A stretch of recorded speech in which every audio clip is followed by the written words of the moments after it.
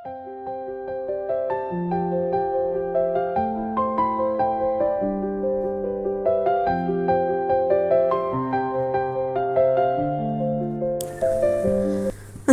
আলাইকুম, কেমন আছেন আপনারা সবাই?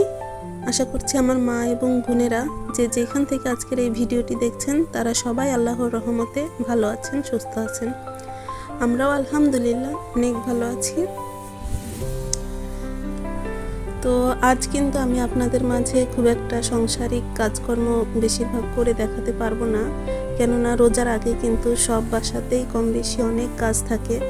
আর আমি এই রোজার উদ্দেশ্য করে আমার শখের একটা জিনিস নিয়েছি, আর সেটাও আমাদের দুজনের জমানো টাকা থেকে। তো আমার শখের জিনিসটা কি, কত দিয়ে নিয়েছি, সেটা আপনাদের মাঝে শেয়ার করছি। আই হোপ ভিডিওটি আপনাদের ভালো লাগবে। তো অনুরোধ রইল স্কিপ না করে পুরো ভিডিওটি দেখার। তো ওইখানে নিচে যে টাকাগুলো দেখছেন সেগুলো আমার সাহেব জমিয়েছিলেন। আর এই যে এই লকারটা যেটা দেখছেন, এখানে আমি এবং জুনাইদ আসলে গুছিয়েছিলাম। আসলে জুনাইদ কিভাবে গোছাবে, ও তো কোনো কিছুই করে না। তো যাই হোক, ওর নানু যখন ওকে টাকা দেয় তখন ওর আর কি টাকাগুলো আমি এখানেই রেখে দিই। আর তাছাড়াও আমার টিউশনির যেই টাকাটা ওঠে সেটাও আমি বেশি খরচ না করে এর মধ্যে রেখে দিই। আসলে টোনাটুনির সংসারে আস্তে ধীরে যে যেভাবে পারি সেভাবেই জমাতে থাকি। তো দুজনের মিলে হালকা পাতলা আসলে যাই হোক কিছু একটা অ্যামাউন্ট এসেছে। আসলে শখের জিনিসটা একটু বড় হলে যা হয় আর কি। তো তারপরেও সমস্যা নেই, ইনশাল্লাহ নিয়েছি এবং সেটা একটু বাকিতে কিস্তির উপর নিয়েছি। ধীরে ধীরে কিস্তিটা আমরা দুজন মিলে আবার শোধ করে দেব। তো যাই হোক, আসলে যখন টাকাটা বের হলো ওর আগে কিন্তু আমি টাকাটা গুনতে শুরু করে দিয়েছিলাম। আর আমি ভিডিওটি অন করব আমার একদমই মনে ছিল না। তো দুজনে মিলে জমিয়েছিলাম, তো তার জন্যই কিন্তু আমার শখের জিনিসটা আর কি কেনা হলো। তো সেই সুবাদেই আর কি আজকের ভিডিওটি করা। আর তাছাড়াও অনেক কাজ করেছিলাম যার জন্য কিন্তু এই টাকাগুলো জমেছে। আমি একটা কিন্ডারগার্টেন স্কুলে জব করি, তারপর কয়েকটা বাসায় বাচ্চাদের পড়াই। তো শুধু শুধু বসে না থেকে এভাবে আর কি ঘরে বসে কিছু একটা করে যেভাবে পারি সেভাবেই আর কি টাকাটা জমাই। এই টাকাটা জমানো বেশি কিছুদিন হয়নি, জাস্ট 3 মাসের মতো হবে। তো যাই হোক, আমার এই স্বল্প আয়ে আমি কিন্তু অনেক খুশি, অনেক হ্যাপি। ইভেন আমার হাজব্যান্ডও কিন্তু খুব খুশি হয়েছিল। তো যাই হোক, বাজে খরচ না করে আমি ঘরে বসে এই টাকাগুলো আর কি নিজ ইচ্ছায় জমিয়েছিলাম। ও কিন্তু এত টাকা হবে ও নিজেও জানতো না। তো যাই হোক, ও একটু অবাক হয়ে গিয়েছিল আর আমি চেয়েছিলাম ওকে অবাক করে দিতে। তো টাকাটা কিন্তু বেশ কয়েকদিন আগেই আর কি বের করেছিলাম, বাট আমার শখের জিনিসটা নেওয়া হয়েছিল না, আসলে কিছু কম পড়েছিল। তো এটা হচ্ছে গত 2 দিন আগের ভিডিও আর কি। স্কুল ছুটি ছিল, তো সেই জন্য আমি আর কি গাছের পাতাগুলো ঝাড়ু দিয়ে এক কোণায় রেখে দিয়েছিলাম। আর এই তো ছুটির দিন সকালবেলায় আর কি পাতাগুলো সব রোদে দিয়ে দিব। আর তারপর গোসলের আগে এগুলো আমি সবগুলো পাতা আর কি বস্তায় পুড়ে নেব। আসলে মাটির চুলায় যেহেতু রান্না করি সেহেতু খড়ির চিন্তা আমাদের মতো গৃহিণীদের টুকটাক করতেই হয়। তো আমারও সেই চিন্তা থেকে আমি এগুলো আর কি করে থাকি। আসলে গ্যাসের চুলা আছে, কারেন্টের চুলা আছে, বাট তারপরেও যেন 2 টাকা সংসারে বেঁচে যায়।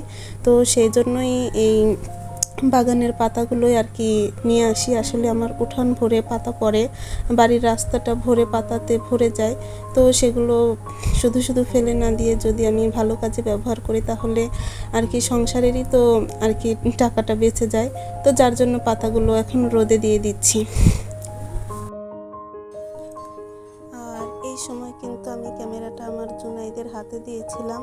তো ওর আর কি এবড়ো থেবড়ো ভিডিও করা, কোনো রকমে করছে, নাড়াচ্ছে, এভাবেই আর কি চলছে। তো যাই হোক, ছেলেকে দিয়ে কাজ করানোটা আমার একদমই উচিত হয়নি, বাট তারপরেও মাশাআল্লাহ ও যে করেছে এটাই অনেক। আসলে ও কিন্তু এসবের কিছুই বোঝে না, পারেও না এগুলো ধরে রাখতে। আর এমনিতে সবই বোঝে, বাট যখন কোনো কাজ করাতে যায় তখন সব কিছুই বিগড়ে দেয়। আর এরপর আমি আবারও চলে এসেছি আমার মায়ের এইখানে ছাদে আর কি। এটা আসলে আরেক দিনের ভিডিও। আসলে এক এক দিন এক এক রকমের কাজ করেছি, তো 2-4 দিনের জমানো ভিডিও আর কি এখানে একসাথে হয়ে গিয়েছে। আসলে এর আগে একদিন আমি আলু সেদ্ধ করে দিয়েছিলাম, বাট সেদিন খুবই অল্প পরিমাণে হয়েছিল, তো যার কারণে এবার আর কি একটুখানি বেশি করে সেদ্ধ করে দিয়েছি। কেননা এই আলু ভাজিটা আমার বেশ মজার লাগে আর ভাতের সঙ্গে বেশ ভালো লাগে এই আলু ভাজিটা। তাছাড়াও এমনিতেই অবসর সময়ে যখন কোনো কিছু ভাজা পোড়া খেতে ইচ্ছা করে, চটজলদি এই আলু ভাজিটাই আর কি পেয়ে যায়, খুবই হাতের কাছে আর কি। তো একদিন একটু কষ্ট করে দিয়ে নিলেই কিন্তু সারা মাস জুড়ে এটা বেশ সুন্দর খাওয়া যায়। সারা মাস বললেও ভুল হবে, সারা বছর জুড়েই কিন্তু এই আলুটা বেশ ভালো থাকে। জাস্ট এটাকে রোদে ভালো করে শুকিয়ে নিতে হবে। তো আমার আলুগুলো কিন্তু আজকে যখন ভিডিও দিচ্ছি তখন বেশ সুন্দর শুকিয়ে গিয়েছে। তো আগামীতে আপনাদের দেখাবো কতটুকু হলো আর কি। আর এটা দেওয়ার সময় কিন্তু আমি জুনাইদ এবং আমার মা মিলে দিয়েছিলাম, তো এজন্যই মায়েদের ছাদে দিয়েছিলাম আর সেটা খুবই দ্রুত হয়ে গিয়েছিল। তো দেখুন আমি কিন্তু বেশ সুন্দর করে আলুর চপগুলো দিয়ে দিয়েছি। আর এই তো এটাই আমাদের আলুর চপ। তো কেমন হলো কমেন্ট করে জানাবেন প্লিজ।